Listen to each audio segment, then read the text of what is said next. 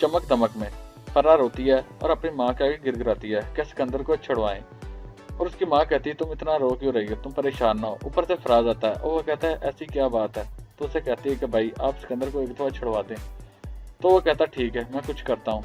उधर उसकी माँ भी उसे तसल्ली देती है कि परेशान ना हो, फराज गया है, वो सिकंदर को छुड़वा लेगा। उधर फराज मिलता है एसएचओ से और उसे कहता है कि मेरी जमानत पे आप सिकंदर को छोड़ दें। तो वो कहता है उससे पहले भी पर्चे एक दो हो चुके हैं।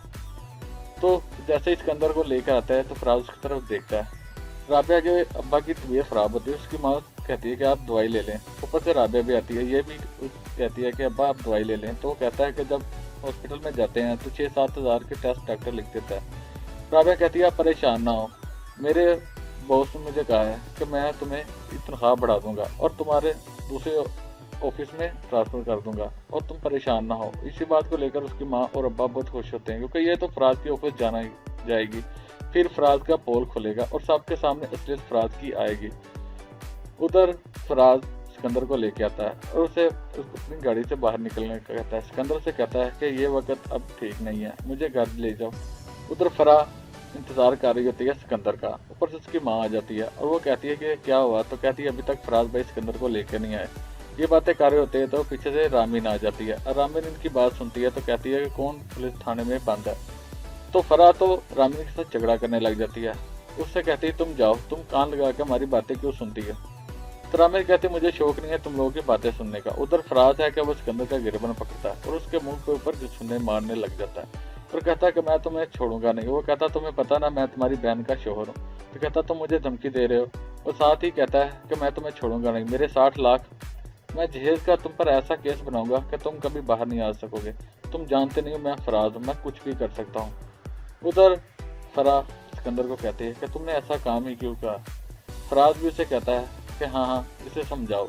उधर रामीन सुनती है तो फिर उसे डांटते हैं और फरा उसे चीखती चलाती है और उसे वहां से जाने का कहती है। तो रामीन कहती है कि ठीक है मैं चली जाती हूँ, मुझे शौक नहीं है तुम्हारे इन झगड़ों में पड़ने का। जैसे ही रामीन जाती है तो फराज भी उसे यही कहता है कि इसे ले जाओ। तो फरा रोती है कि तुमने मेरे शोहर को मारा है।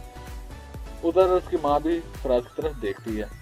उधर रामीन आती है तो फराज कहता है कि मैं देख रहा हूँ तुम आजकल जवाब बहुत दे रही हो। तो कहती है कि चलो आपने कोई चीज़ तो मेरी नोटिस की। और तो सिकंदर तो बहुत बड़ा आदमी था तो उसे पुलिस वाले क्यों पकड़ के ले गए। तो फराज कहता है कि मैंने तुम्हें भी तो छुड़वाया था। तो कहती मैं भी बेगुनाह थी। चलो फरा को पता तो चला कि बेगुनाही क्या चीज़ होती है और ऐसी बातें सुनाती है। तो फराज उस तरफ देखता रह जाता है। उधर रामीन को उसकी सास कहती है कि मेरे कपड़े प्रेस कर दो। तो कहती मैंने 2-3 सूट पहले भी आपके प्रेस किए थे। तो फराज भी उसे कह देता है मेरा कोट भी प्रेस कर देना।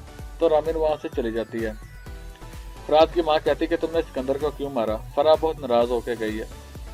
तो फराज कहता और मैं उसके फूलों के हार पहना था, उसने काम ही ऐसा किया था और हमारे पैसे भी खा गया। और ये बात करता है तो वहां से चला जाता है। तो उसकी माँ कहती है कि मेरी बात कोई नहीं सुनता, मेरे बच्चे मेरे हाथ से निकलते जा रहे हैं। उधर रामीन जैसे ही कोट को पकड़ती है तो उसे रिंग निकलती तो कहती क्या ये मेरे लिए लेके आया और मुझे उसने बताया क्यों नहीं, क्योंकि वो तो लेके आया था जुबिया के लिए और वो भूल चुका है कि उसने कोट में कुछ चीज़ रखी हुई है। उधर साथ जैसे ही जाने लगता है तो फराज उसे रोक लेता है और साथ ही कहता है तुम मेडिसिन अच्छे से खाना प्रिपरेशन की। तो साथ कहता है ठीक है। उस जाने लगता है ऑफिस तो कहता है रुको मैंने 1-2 काम है वो मैं तुम्हें बताता हूँ। जैसे ही ऊपर जाता है तो कोट को पहनता है और कहता है कि मैं मीटिंग में हूँ, मुझे फ़ोन मत करना।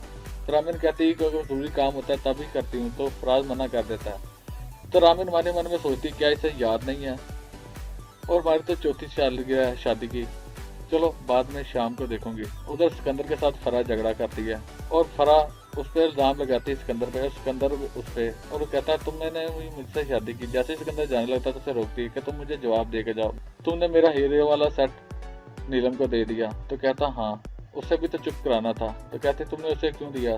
तो कहता है कि तुम्हें भी तो उसने अपना शोहर दे दिया।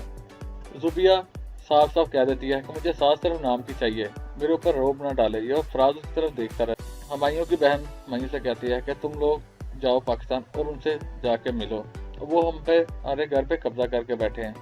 उधर फराज जैसे ही आता है तो रामीन से कहती है कि मैं तुम्हारा इंतजार कर रही हूँ। लेकिन फराज है कि वो उसे खरी-खरी सुना देता है कि मैं थका हुआ हूँ, मैं सोने जा रहा हूँ। उसकी माँ भी उसकी तरफ देखती है क्योंकि रामनी तो कुछ और समझ रही है, लेकिन वो तो है कुछ और। उधर रामनी जैसे जाती है साथ के कमरे में, तो अपनी सास को बताती है कि साथ नशे करने लग गया। ये बात सुनकर उसकी माँ चौंक जाती है और अपने आप को कोसती है कि मुझसे क्या गलती हुई? तुमसे ये गलती हुई कि तुमने अपने बच्चों की अच्छे से तरबियत नहीं की। अब देखना है क्या होगा। वेल, सारी अपडेट जानने के लिए सब्सक्राइब कीजिए हमारा चैनल।